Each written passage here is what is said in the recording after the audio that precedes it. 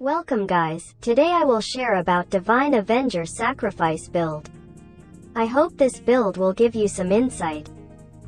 For offhand I suggest you are using ancient equipment like Marinesoul Bulwark, Ancestral Blessing, and Doomsday Omen, depend on situation. But overall I use Marinesoul Bulwark more often.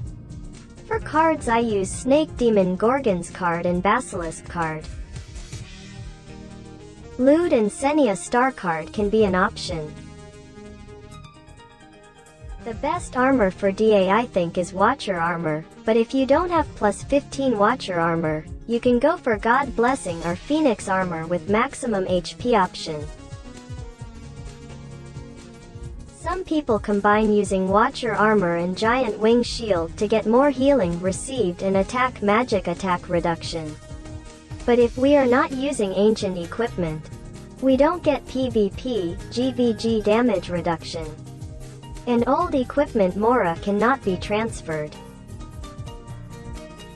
For armor, the use of cards depends on gameplay and enemies. In PvP, Orc Lordstar and Lowly Ruri Star card can be an option. If you combine Sakri and Poison build, Chimera Star is a mandatory card to use.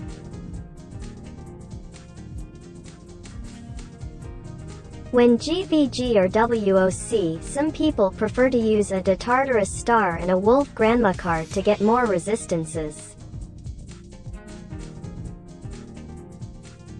For Garment, I think Ancient Equipment is the best for Sacrifice build. Ancient equipment give PvP, GVG damage reduction up to 7.5%. You can choose between Glorious Shoulder Badge, Diamond Tassels, or War Manto. Glorious Shoulder Badge will boost your maximum HP, and it has skill damage reduction option up to 12%. Diamond Tassels and War Manto will give auto attack damage up to 12%. If you're already using Doppelganger Star card, your attack speed I think already 500 on maximum cap. Then War Manto is the best ancient garment to increase your sacrifice damage. The best card for sacrifice is Eclipse Star card, gives a lot of HP and vitality. Dragonfly Star card will give more damage because of auto damage increase. But you have to distribute a lot of status points to agility. The best footgear for DA is using ancient equipment, because it gives up to 7.5% PvP, GVG damage reduction. You can use Crucible of Blood with maximum HP option. If you don't have it yet, Steel Boots can be an option. Moonlight Star card is the best card for PvP, GVG, or Magic Prison. You can combine this card with Smoky or Devil Squid card. You can play Hide and Seek attack. Wasteland Lord card and Ferris card can be an option. Ancient equipment on accessories I think could be an option if you don't have plus 15 Immortal Ring or plus 15 Survival Ring. For the Sacrifice build, the difference between the Brave Ancient Equipment options or the Legendary Ancient Equipment was insignificant. The PvP GVG damage increase will come in handy if you build an Earth Drive. Since ancient equipment is still new, I never compared both of this. But Zeni of the Gods can be an option since it has auto attack damage up to 4.5% when you get this random attribute. For card, you can go for Osiris Star card, Harong Star card, Smoky card, or Scarecrow Star card if you have low budget.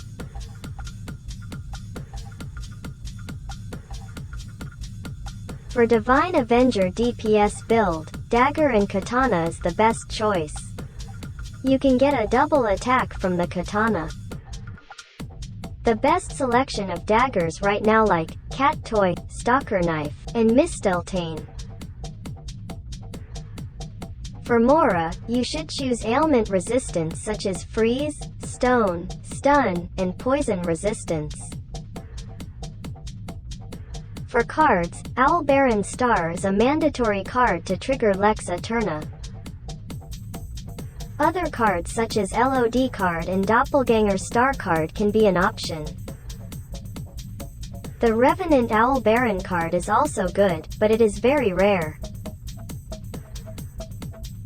For headgear, there are a lot of options that you can go for. On Guild War or Crystal War Eggshell BU is the best. When doing on PvP or Magic Prison you can go for Tipsy Summer, Skyfall Pouring, Black Goat Furry, or Carousel Dream depend on your gameplay. For Mora, Zeal are the best to increase your auto attack damage. For card you can go for Gem Spirit card and Archangeling card to increase damage, or you can choose other ailment resistance cards like Orc Hero, Marduk, or Mentalist card. For face headgear, Illusory Light Mirror is the best to increase your sacrifice damage. If you need more Petrify resistance to fight against Chronomancer, Mr. Scream is the best choice. If you want a bit tanky, you can go for Eastern Dragon Visage, Shield of Valhalla, Goblin Leader Mask, or Royal Prestige. There are several equipment options for Mouth. For Damage Builder you can choose Shape of My Heart. It gives 5% chance to deal 100% damage on next attack. If you need a bit tanky, you can go for Krunken Treshkey, Angry Snarl, or Dragon Velvet. Dragon Velvet is the best mount to increase auto attack damage reduction. For back equipment, if you are full sacrifice DPS build, Katana is the best equipment that must be used in order to get a chance to trigger a double attack. For tail equipment, if you want to focus on damage there are several tails that can be used, like Fluffy, Flower Demon Valley Lily, Nether Herald, or waiting for the next gacha episode, Fox Messenger. If you want a little tanky, Amethyst Creature and M.Death Fairy from Vending Machine also good. Let's try DA Sacrifice build on Magic Prison. Like the usual seasons, in Magic Prison I only target 2000 points to unlock headgear. Because the party is random from the guild, I usually become a ballholder because this build is actually quite tanky compared to other DPS jobs.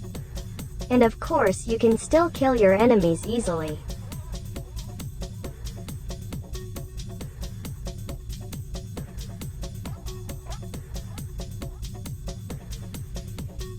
When I get map 3 at the beginning I usually immediately use the command of charge skill so that the team can get to the corner spot faster than the opponent team. I stay in the corner spot and kill enemies that approach in the area around 3, 5, and 6 o'clock. If there are too many enemies, make sure to ask for backups from your party mates.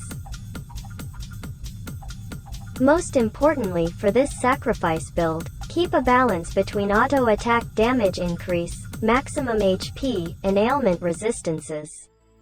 You can't just focus on one aspect. On War of Crystal, sacrifice build is good for defending Imperium. Because the new Reckless rune will forcing enemy to attack us rather than attack Imperium.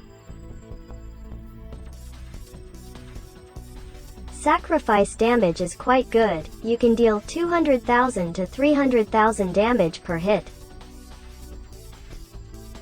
If double attack triggers it can raise to 600,000, plus when hit by Lex Eterna usually around 1 million. Divine Avenger is also quite popular to use for PvP. Because it's quite tanky, and the damage is enough for one-on-one to fight again with another job class. If you have a Moonlight card, it can be combined with smoky, to easily target certain players.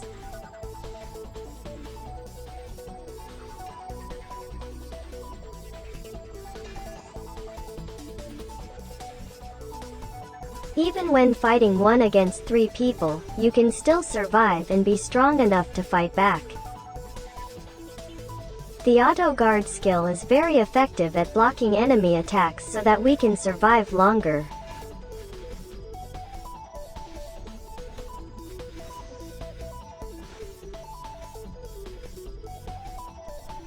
For equipment, I currently use equipment similar to the equipment in my previous video, which discusses counterattack Halo builds.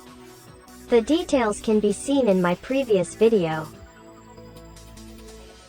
Although the sacrifice build is classified as DPS, survival equipment must still be used considering this build is a melee attack which requires a fairly close distance to hit the enemy.